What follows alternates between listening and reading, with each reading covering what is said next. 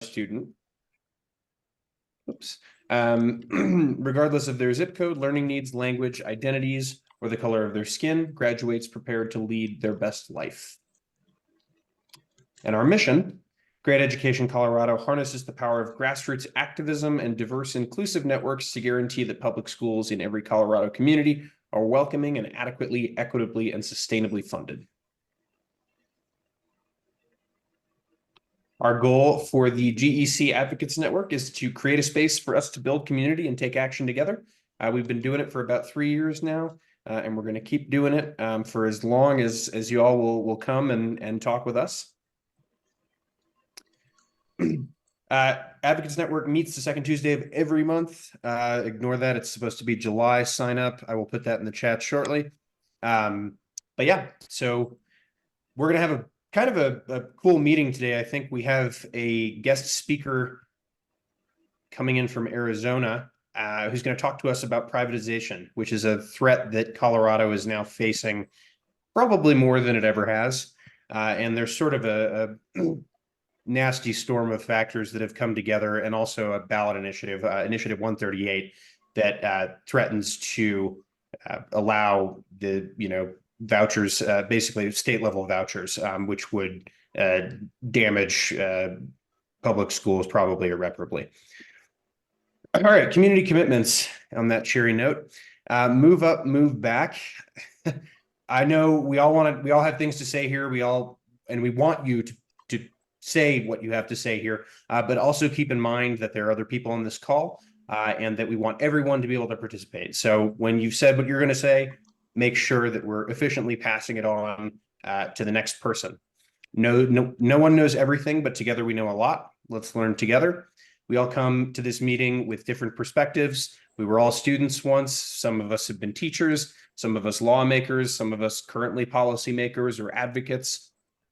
And we all bring our unique perspectives to this. So let's honor that, and let's embrace one another and each other's perspectives. And the last one, pursuing positive intent, but acknowledging our impact.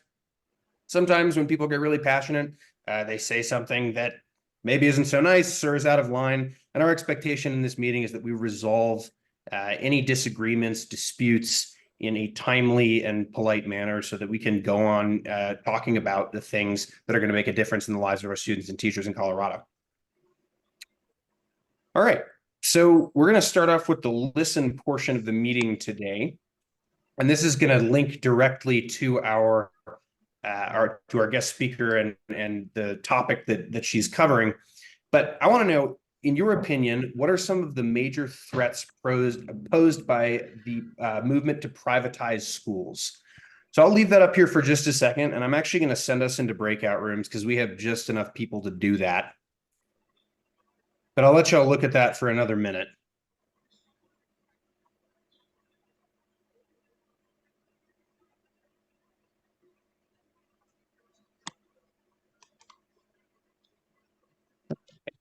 About 30 seconds, and I will send you all into breakout rooms. And we'll spend just a couple minutes in there, and we'll come back and share what we've talked about.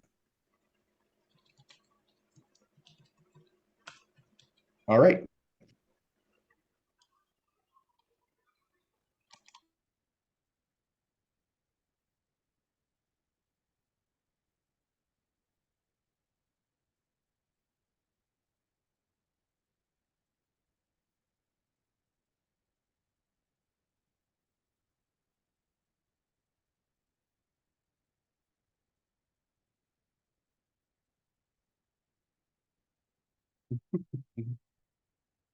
So I'm gonna bring them back in like 5-ish minutes. We're gonna keep it a little shorter today because Beth has a pretty big presentation.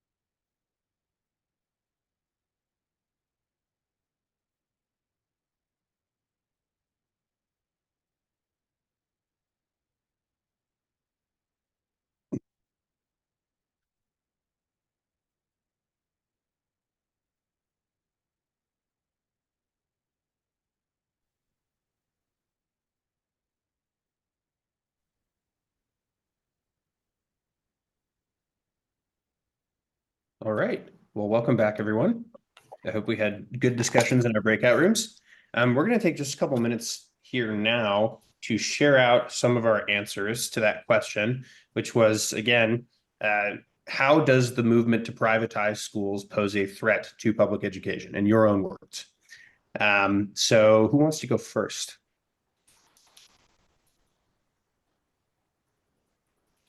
I'll jump in. I said I fear that public education will go away and it will be incredibly difficult to bring it back.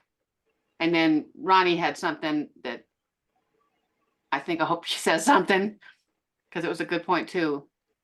All it is I was just saying that I have been having conversations with my mother, and my mother is almost 80 years old. And she went to school at a time where if you are Black and you wanted to even go to school, it was an issue. But not only that, they didn't even want Black children to be able to read because they were under threat. A lot of them were under threat of being lynched and their family killed. And so, the thing is, if we don't make sure that we advocate for all, but specifically Black and brown children, we could lose the ability to be able to go to public school, because oftentimes in some communities of color, they don't have the benefit of being able to go to private schools. And then it also takes, the other lady was talking about charter schools and the connections and things of that nature. But, one of the things I was going to say is, choice is really a fallacy because there's really no choice, especially if you have a child with special needs. So I think that it takes away a lot of those things. Thank you, Ronnie. Others?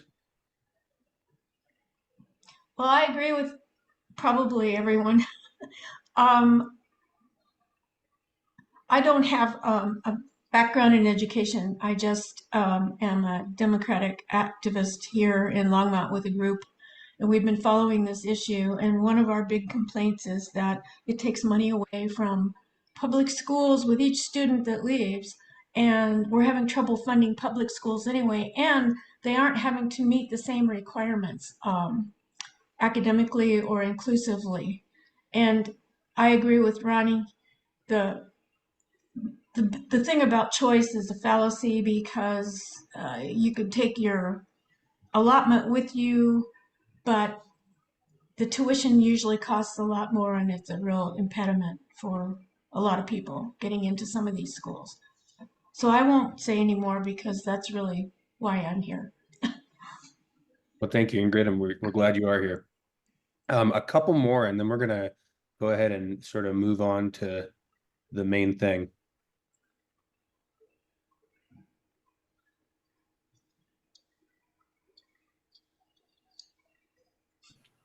An afterthought on what I'd said before. Another thing is basically it's also the content that's being taught. There's not going to be any what you might expert input. You don't have the control to say no, this doesn't meet the requirements for what children need to be learning. And it's apt to be it already is, subject to the same problem you have when you have with your school board gets hijacked from you. You could end up with a generation of children that don't really know much about politics or history or critical thinking, which doesn't make them in a very good position to be voters, which actually that was what was behind it in the first place. The old idea of public education was that for democracy to succeed, Jefferson thought that you needed to have a well-informed yeomanry. Of course, it was all white men at that time, but still, you have this idea of at least if you're going to be a good citizen, you need some education. Good point. Very good point. Thank you, Anessa. We've got time for one more.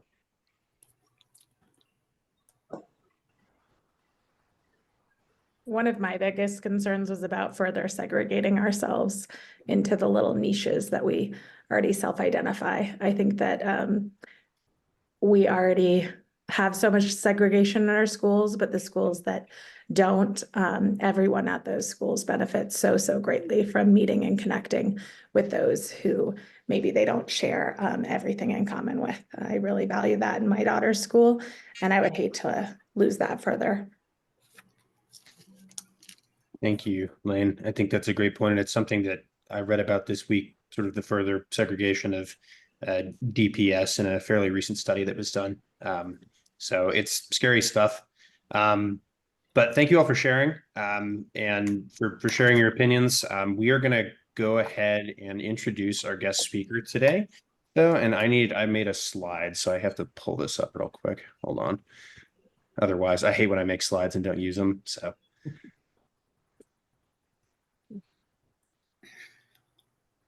Okay, so I would like to introduce you all to Beth Lewis. She is the Executive Director of Save Our Schools Arizona. Arizona experienced something like we're trying to prevent here. And Beth has come to talk to us today about the consequences of what's going on in Arizona and what they're doing to resist the privatization. So I will go ahead and stop sharing this real quick. Beth, I have your slides. Would you like me to present them and click through them for you, or do you want to share your screen? Sure. Or yeah, if I can just share, it's probably easier, then you don't have to worry about it. I think that's pretty much always easier anyway, but preference, Okay. There you go. Hi, everyone. Thank you so much, Ben. It's great to be here. Thanks for the invite, Lisa. I really enjoyed my breakout session, getting inspired by Krista and Lane and others. Oh man, yeah. So everything we're doing in Arizona is just the opposite of what any state should do. So we are truly the cautionary tale, and I'm really happy to be able to bring it to you. There we go. So that you can avoid the fiasco that we are dealing with here. Okay, so I've got some slides for you. If you want to put questions in the chat, or if you have a burning question, feel free to jump in. I'm Beth. I am one of the co-founders of Save Our Schools Arizona. So we've been around since 2017, fighting universal vouchers. Been at it a long time. And I was a classroom teacher for 12 years. So I come at this from the perspective of being a parent of public school kids, being a teacher, really seeing firsthand the needs, like the desperate needs of our public schools. In Arizona, we're funded at 49th in the country for per pupil spending. So there's no fat to trim. And so when they pass vouchers, obviously the impacts have been felt extremely hard. But I think that they're transferable to any state, and we're seeing it across the country. Any state that passes vouchers, Florida, Iowa, Arkansas, North Carolina, it's all kind of the same impact. So when I'm talking about these things, it really is a generalized trend. So don't just take it from me, take it from all of us. Sometimes they will name vouchers different things. In Arizona, they're calling it an empowerment scholarship account. So obviously a euphemism, but it's a voucher. A voucher is a voucher, whether it's a tax credit or an ESA or an ESF or whatever they want to call it. In Arizona, our ESA is incredibly expansive, actually the most expansive and least accountable in the whole country. So these dollars can be used for private school tuition, but also micro schools and homeschools and homeschool co-ops. And I did some research on your initiative. It sounds as though that would be the case if it passed. So really useful information, I hope, for you all, because the unfettered usage, particularly for homeschooling, is probably leading to the wildest and probably most unpredicted results. So vouchers started in Arizona, the ESA program started in 2011. So we've been at this for a while, and you can see it was a very small targeted program for special needs students that was grown systematically over the years, incrementally opening eligibility until the year 2022. And you can see that universal expansion right there in front of you. It's pretty unmistakable when that occurred. A giant red arrow shows the massive expansion that took place And we'll talk about who's using it and who's benefiting and who's not. But as you can imagine, most of those dollars are going to kids who were already in private school, already in homeschool, already able to afford it. But our state cannot afford it. Chat. Okay. Sorry, checking the chat. Right now, our budget is facing a $1.7 billion shortfall. There is ample evidence that that is driven primarily by this universal voucher expansion, and then the 1-2 punch of also passing major tax cuts for the rich the same time. We have $500 million in new expenses that are being drained by these vouchers, and put simply, our state cannot afford it. Like, we're actually looking to pass a budget this week, and K-12 schools get nothing, absolutely nothing. They're not even really able to meet inflation, and we are going to stay 49th, and there's no path forward for our schools to ever receive any new dollars because of this voucher program. And there's cuts across the board because of it too. In many states, the folks in the know try to say that the expenses will be small, right? They'll say, oh, it's just going to be, $20 million. They tried to do that to us. They said in the first year, the program would cost $33 million. And the reality is it costs over $500 million. The second year, they said, it's just going to cost $65 million. And here we are at almost $1 billion. So, obviously, they didn't account for this, and they didn't allocate new funding, and that's why it's breaking our budget so badly. So getting into the expenses, and I think this is kind of like the part that blows everybody's minds if you're not from Arizona and aren't watching all of our wild news. So I did mention that ESAs can be used for private school expenses, but also anything that's deemed educational. And so our Department of Education has basically created this like crazy coding of like, if you've ever seen a public school student do it, use it, you name it, then it's allowable. So, a grand piano. Well, I saw one in a public school. Well, that was probably purchased for, hundreds of kids to use over decades, right? Not to be put into a family's living room and put into every family's living room in the state. So we have seen things like gourmet espresso machines and giant chicken coops and giant kayaks and memberships for bounce places. I don't know if y'all have, I'm sure you have those in Colorado. You can get these memberships, and then the kids go bounce over the summer, and they drive us parents less crazy, but it's expensive. We've seen people using it for luxury ski trips, excursions on cruise ships, like not necessarily for their cruise ship ticket, but the excursions. It's just crazy. It's really anything they want.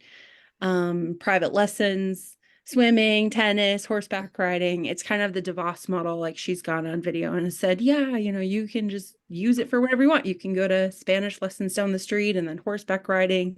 And it really removes the entire idea of what an education really is. We have a question from Duran. Yes, I'm looking at this, and I'm wondering, because one of the things, on a personal level for us, we are trying to work with the district and the school system to get our child's services. She does have special needs, and I'm just looking at this, and this doesn't look like it has really anything to do with, to me personally, with education, not a ski trip anyway. I've never been skiing in my life, and I can't see that being educational for me at this age. But, I'm wondering, do they have like a SPED department in the Department of Education in Arizona? And what does that look like? And are they taking care of the necessities in terms of needs of kids with special needs? There are parents who really know how to navigate the system, who are using the ESA for like very specific therapies, autism therapies, right? Speech and language development, and with some sort of success, right? Like, that was before the universal expansion. I wish they didn't have to. I wish that our special education services were better funded in public schools, but now that everything's been expanded universally, those families are having a really hard time getting reimbursements on time. They're having to float all these expenses for legitimate therapies because the department now has 80,000 kids who all want, skis and kayaks. So yeah, to your point, I mean, those kids are being deprioritized. There are services, but it's hard to navigate the system. It takes a lot of privilege to navigate the system, to drive kids around, to do all the research. And it really has become kind of this program that is, people will say like welfare for the wealthy, or I saw one the other day on Twitter, socialism for socialites, which kind of made me laugh because the way people are using this is just, it's bananas, and it's the privileged people that are really using it. So I sort of alluded to this earlier, but by all accounts, 75% of the universal students were already in private school. And so that's why it's so expensive. The state just failed to kind of consider, oh yeah, everybody who's paying for private school is going to want a free coupon, right? They're going to want $7,000 to offset that cost. So it's an entirely new cost. Those students never had any money allocated to them because they had chosen a private schooling option. So now the state has to pay for them, and there's no money. And most of those families are affluent families in higher income zip codes. There have been a ton of studies that show basically by every measure that these are going to benefit white, suburban, affluent families, and not the students that it was sold to benefit, right? The private interest, the special interest came in and said, oh, this is to save kids in failing schools. This is to help low income students. This is to help children of color receive better education. And that's not playing out whatsoever here or in any state that's passing these vouchers. They're also not helping rural students, but they're defunding our rural schools. I know that's probably, a significant interest in Colorado. A couple more things. So most of the voucher funding is going to a very small number of districts that are in the suburbs. We're also seeing a ton of subpar schools that are opening up, like strip mall schools, because there's no accreditation. There's no requirement that a school has to be a legit school. They don't have to have certified teachers, right? And so we have people just opening up in garages and calling it a school. Like, yeah, it's, ABC Kids R Us in my garage, and I'm going to take 5 kids and make $35,000 a year to teach them next to, I don't know, power tools. Nobody checks. It's wild. A lot of people, and you'll encounter this as, if this goes to the ballot or, whatever path this takes, a lot of people think of like the local amazing, shiny examples of like a Catholic school or a Lutheran school. But the reality really has been in Arizona that those schools, they already have the students that they want, right? They already sort of have the population they want. They find scholarships for kids if they want them on their soccer team. But instead, we're seeing a bunch of subpar schools open up, like in strip malls. You can see this one. They're going to run down very, very like rural, remote, non-credentialed church schools and basements and Ninja Warrior gyms. So people think private school voucher, they have this image, right? But the reality is really different when it comes to it. And just a few more points. I mean, honestly, this program is so bad, like no matter what angle you look at it, whether it's from an educational angle or a fiscal angle, like it's just terrible. But I do think it's important as you're looking at your initiative to compare this. And I didn't have time to look, but in Arizona, there are no requirements for school accreditation. There's no curriculum requirements. So you don't need to teach at grade level. You don't need to teach, to state standards. There's no requirements that teachers be certified. There's no background checks for teachers. So they could be on a watch list, a pedophile list, and nobody would know. There's no fingerprinting. There's no academic accountability with our program, so they don't need to take any state testing. They don't need to show that students are learning in any way, shape, or form. There are no requirements to say how many days of school students should receive. It could be 1 day, it could be 365. It's up to them. And there's also no requirements for graduation. So we've seen voucher families just printing diplomas on a home printer and calling it an education. And I know you all care deeply about a real education, so I thought that might be of interest. We're seeing tons of fraud. We had ghost students where they created fake birth certificates just to recoup these funds. There's another indictment where people created fake companies to take in these funds. It's just a mess. And then I think Ronnie made the point earlier. I think you were going by Ronnie when you said that it's just the school's choice, right? Like they're the ones that are doing the picking and choosing. There are lots of schools here that say right on their website, like we don't serve special education students. We don't serve English language learners. And we actually do not accept students who are LGBTQ, right? We've had schools that have rejected kids because their dads were gay, and it's perfectly legal to do that as long as they're not receiving federal funds. So it really is the school's choice when it comes down to vouchers. And last thing, private schools keep raising their tuitions because capitalism, because privatization, right? And that's the whole point, is now a kid has become a commodity instead of somebody in our community that we serve and lift up. So yeah, lots of fun news coming out of Arizona. I always feel like I'm kind of a downer, but I really do just want to share all the bad stuff in Arizona so you can sort of become, you know, the prophet there in Colorado and tell them like, well, we do not want to do what Arizona did. That is for sure. I'm glad to take any questions. I think Ingrid, you might have one. Yes. On your slide, you said there were no requirements for accreditization. Does that mean that, how does that work? Is the state giving them graduation credits, the students graduation credits when the school wasn't accredited? I mean, how are No, they getting into credit. colleges? They go the homeschool route. So homeschoolers do print their own diploma, and you know, you pay for your ACT or SAT and just submit your own grades. And I think that that's the system. I don't know how many are getting into college. Obviously, we Oh, just passed this 2 years ago, so we don't have any data there, but I would have to think it would be difficult. boy. Yeah. Mike, that's a really great question. So Mike asked what impact vouchers have had on charter schools. And so I'll answer that first. We actually have seen more students switching from charter schools by percentage. I think 1% of public district school students left last year versus 2% of charter schools.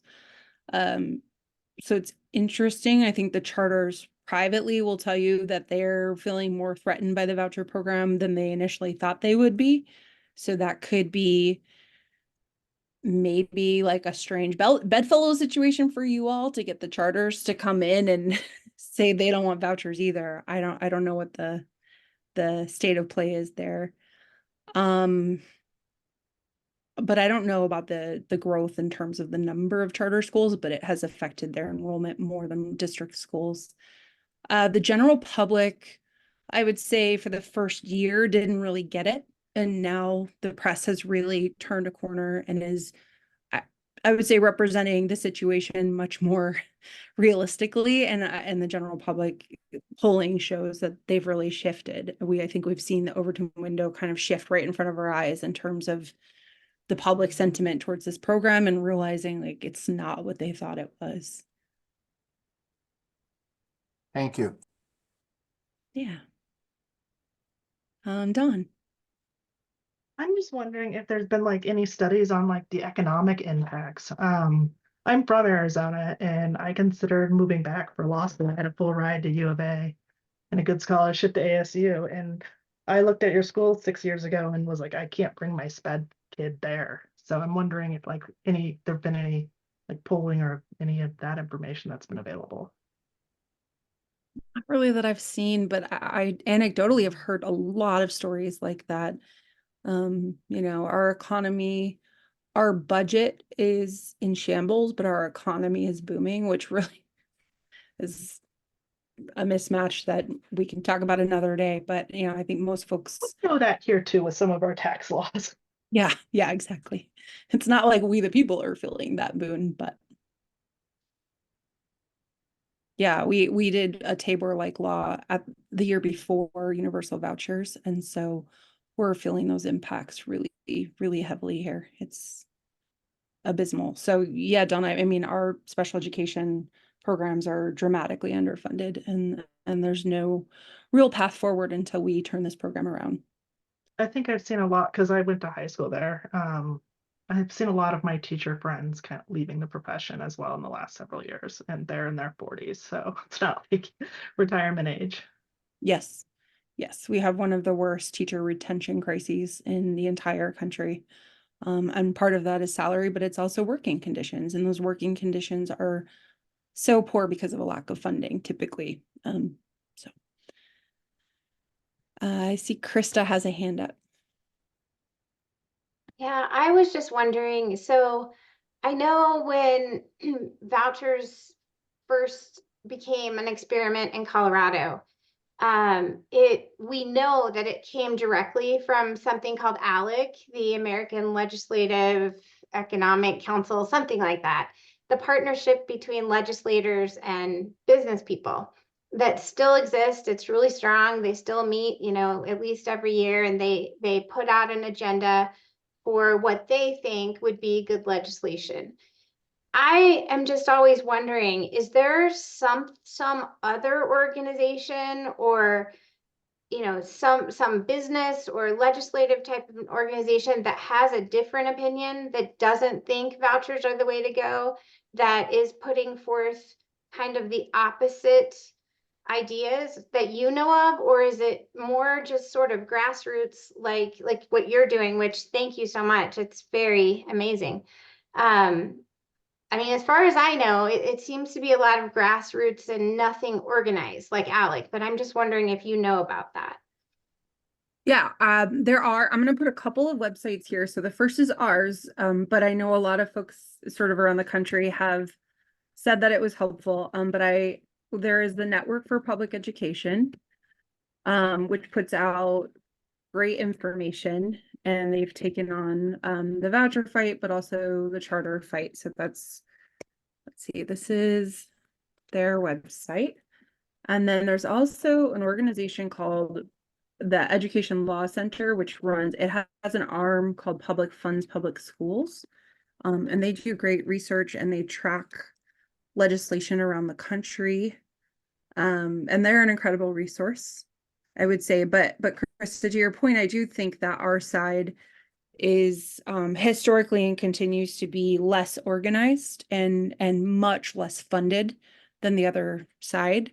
Not only do we have ALEC, but we also have Betsy DeVos and the American Federation for Children. We have the Kochs that we're up against, and we've got the Bradley Foundation, the Walton Foundation, right? I mean, there's just an ungodly amount of money coming in from the other side, and it is not matched on the pro public education side, or even just like the pro public good side.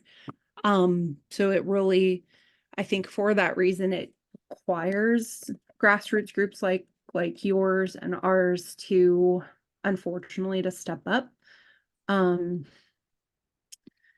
Just because that's all we've got.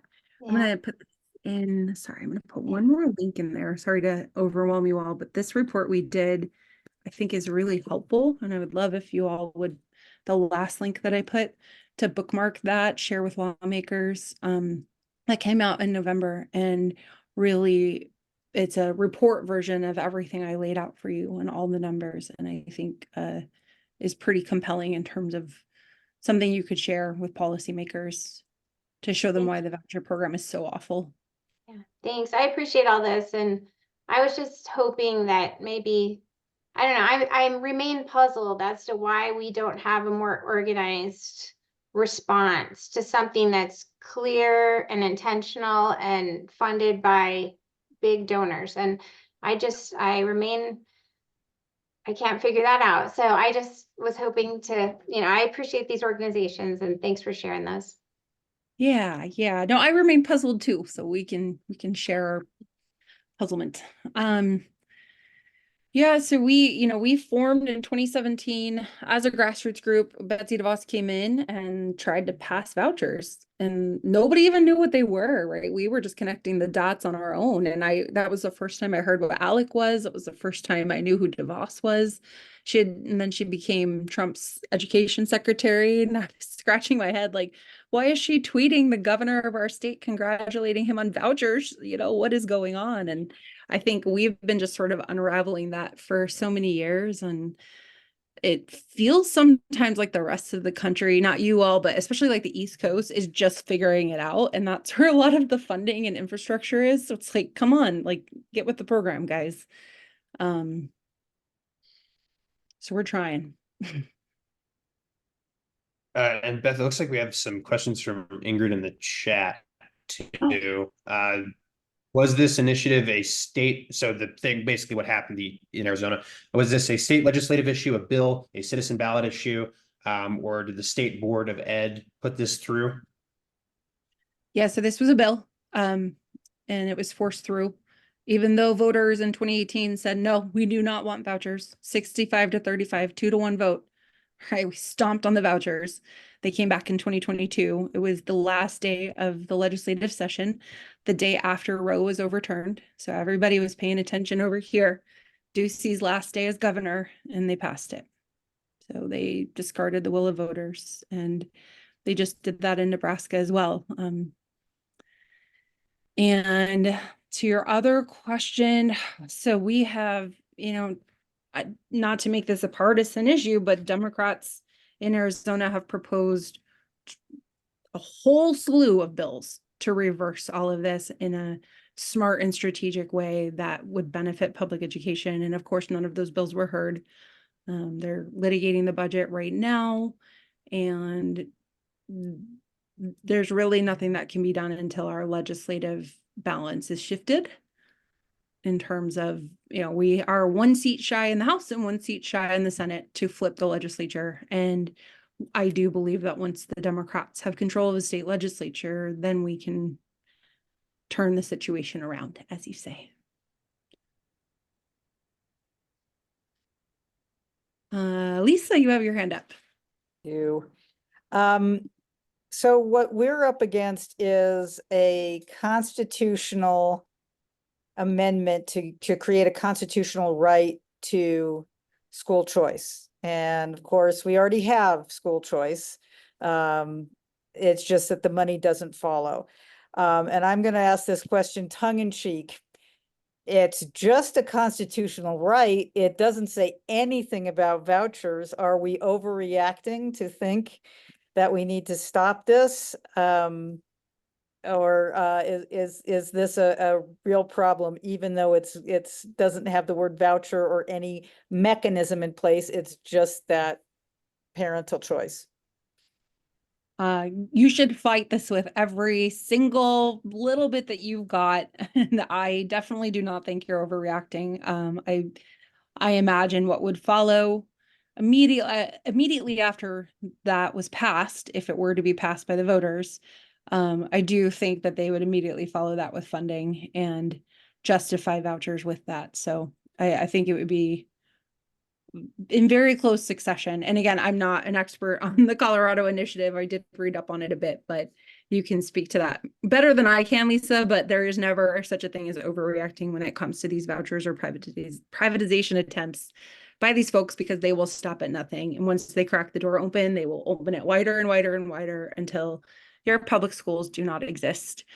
I forgot to mention, we're already seeing massive impacts on our local schools. So Paradise Valley just closed down 3 schools. That's 11% of their schools just overnight. We've got districts that are slashing all social workers next year, districts that are cutting all counselors in half. We have bus routes that are being slashed. I mean, there is no money in our state. And a lot of that is because of vouchers. So the impacts are really, really being felt. So please fight, fight, fight. Jeez, that is not good. Sorry, I'm reading the chat. Leah, school choice has definitely taken over in Arizona, but I think now that people see what that really means, it's starting to take a different shape, but you know, it's a good talking point. I was gonna ask, so in the or just make a comment in Denver Public Schools district, they're already cutting buses, yellow school buses, because we chose for our daughter to go to a school that was smaller and would work better for her. They sent us an email saying that she will no longer have access to the yellow school bus. And that's happening in schools all over Denver Public Schools. They're cutting yellow school buses, and the Department of Transportation for Denver Public Schools, it's its own entity. And so it's just, and it's a lot of it is because of, because of COVID and low attendance in schools and things like that. But I mean, still people that need access to it, it's taking a lot of that away.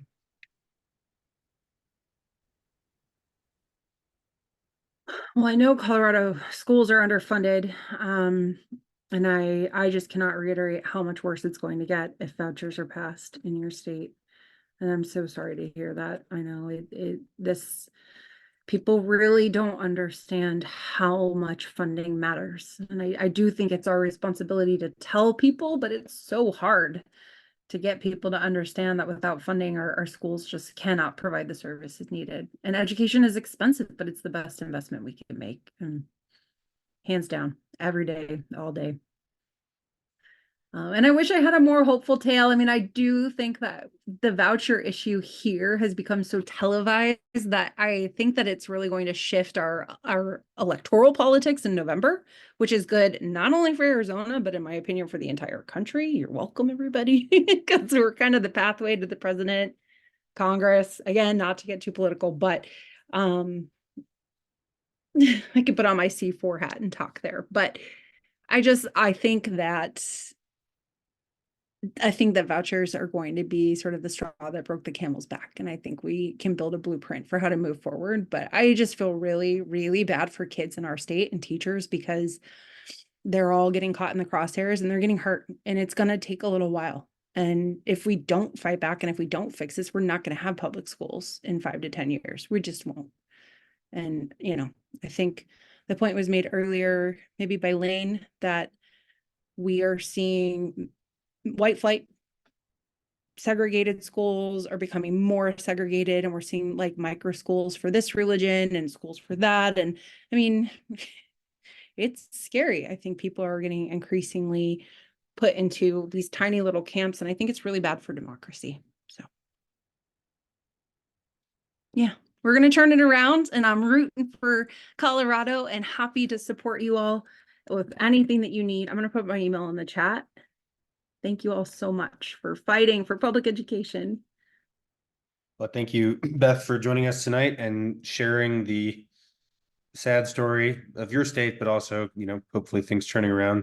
I think it's a cautionary tale, and it's also, I get at least sort of caught inside the Colorado bubble. So it's really interesting to hear about another Western state that's experiencing a lot of the same problems, but at a more massive scale, at least in one way.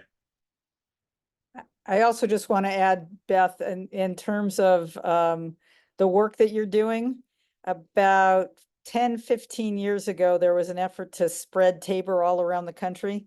And Colorado was that cautionary tale, and we stopped most of those states from doing it.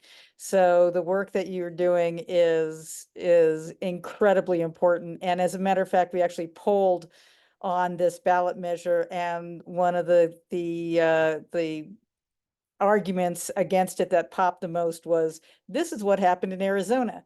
So you're doing incredibly important work. And thank you for sharing it here and everywhere. And we'll probably be putting you on our social media, if that's okay with you. Oh yeah, you bet.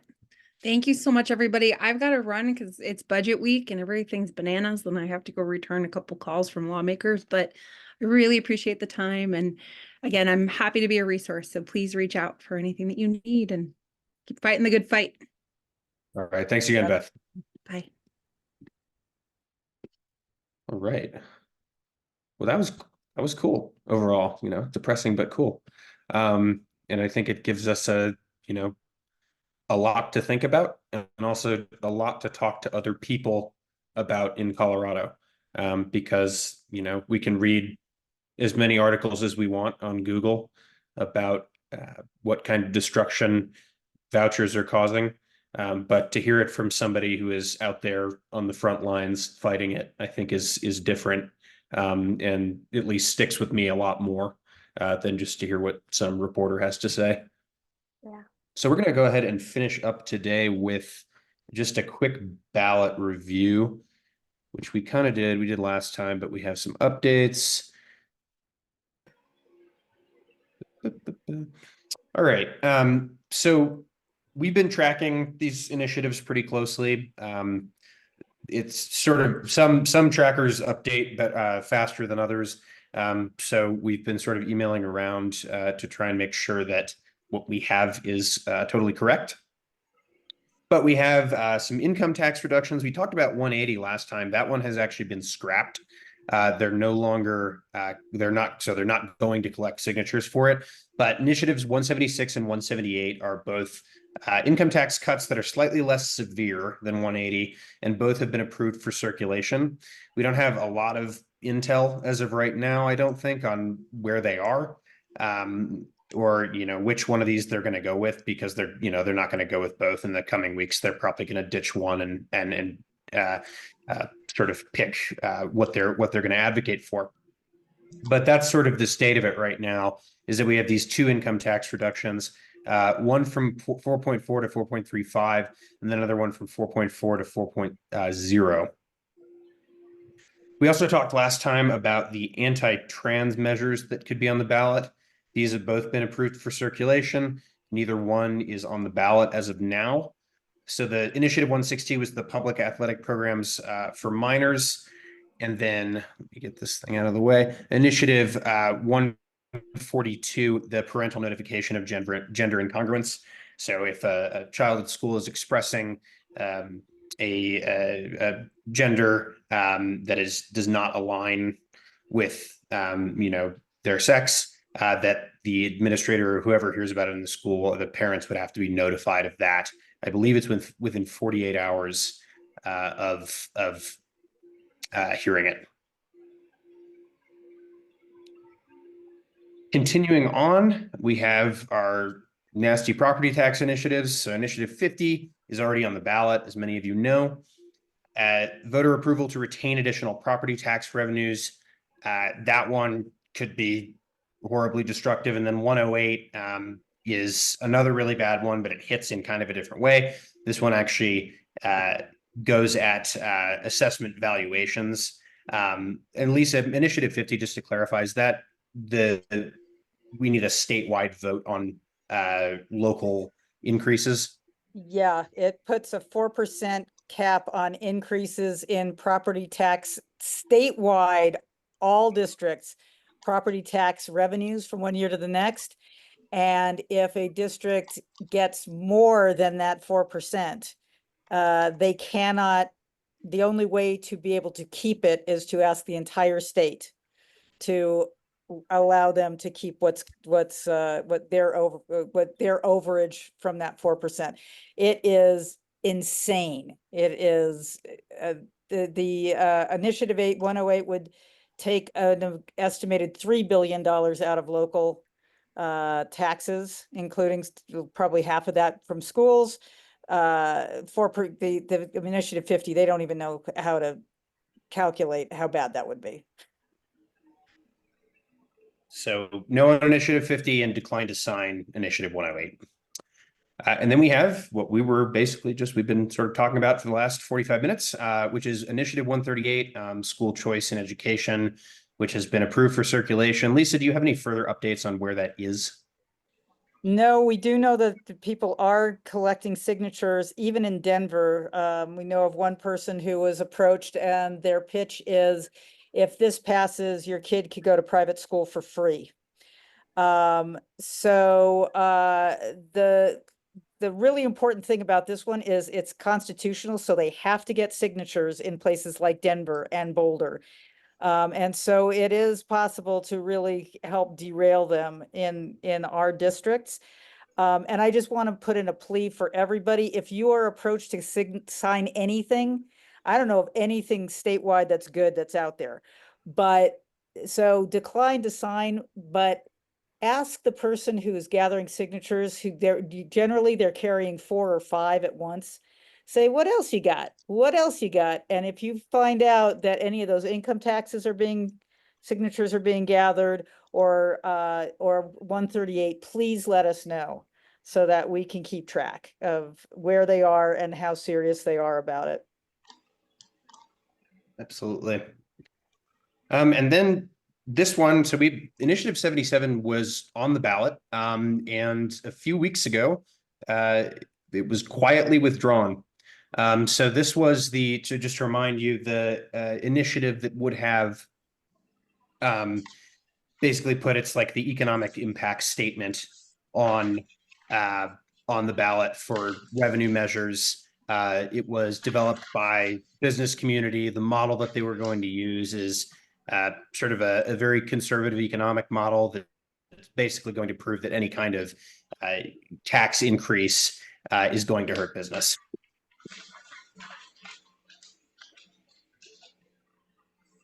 And then, all right. So that is the end of our regularly scheduled program today. We do have a thing that Lisa and I actually made before this meeting. Let me grab it real quick. Lisa, do you want to kind of give a little background, and I'll start putting the links in the chat? Sure. We've talked a little bit already about what our plan is for the next several months. The first thing that you've already seen is public education voter. Right now, it's declined to sign, but later on it will be vote no on any of the terrible things we've talked about that get on the ballot. Unfortunately, there is not anything positive to say about anything that's going to be on the statewide ballot in education. There are a couple that others may support, but they're already on the ballot. But in our world, we'll be saying decline to sign. But we're also going to be really working on changing the narrative around full funding. What does it mean to fully fund our schools? The first thing we got to do is stop digging the hole. And that's why we'll be telling people to vote no.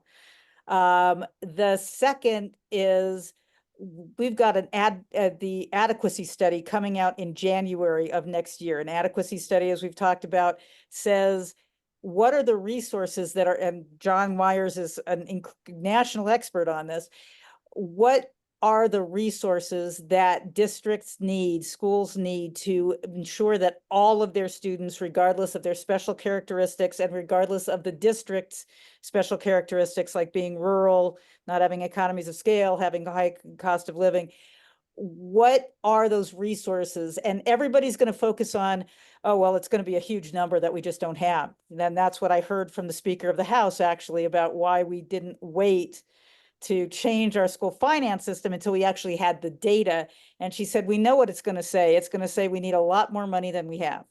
But that's not what an adequacy study is. An adequacy study is what are the resources necessary for schools to do what the school district or what the state is requiring them to do to get every student to meet standards. So we're trying to change that narrative and make sure that next year, as many legislators as possible have been contacted by their constituents to say, I want to sit down with you. We want to sit down with you and talk about what the adequacy study means in our district. It says we should have this many mental health supporters, counselors in our school, and this is how many we have, to really start pushing this, to have the schools that we need and that we say we want. We're going to have to do something about it. So what this is just the first link. We're calling it the Fully Funded Schools Advocacy Team at the moment, but you guys are the beta testers. So we just want you to take a look at it. It's a mock-up. We'll do more with graphics, but we are really trying to build a number of people, find people in every single House and Senate district in the state who will say, we'll be part of your team. We'll tell people about public education voter. And we will contact our legislators about what the adequacy study means. So would love, you should get an email. If you sign up, you're going to be tagged in our CRM, our database, as people who are willing to be a part of this team. It's not saying you're going to put in hours and hours. It's just saying, I want to be notified and I can be a part of this. You'll get an email back, and I would love for your feedback and just say, I thought it was written, it's a good message, or it would be a better message of X or Y. So you are our Advocate Network diehards, and we just would love to get your input on the wording, the title, anything. We just thought this was a good way to just get feedback from our most dedicated supporters. Indeed. it. And so obviously we will refine that as we go along. But we figured you're probably the best group of people to beta test this with. So thank you ahead of time. And we have reached the end of our time today here at Advocates Network.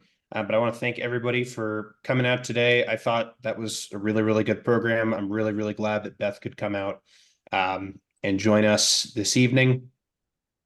And I hope you all have a great rest of your week, and we'll talk to you soon. Thank you, Vanessa.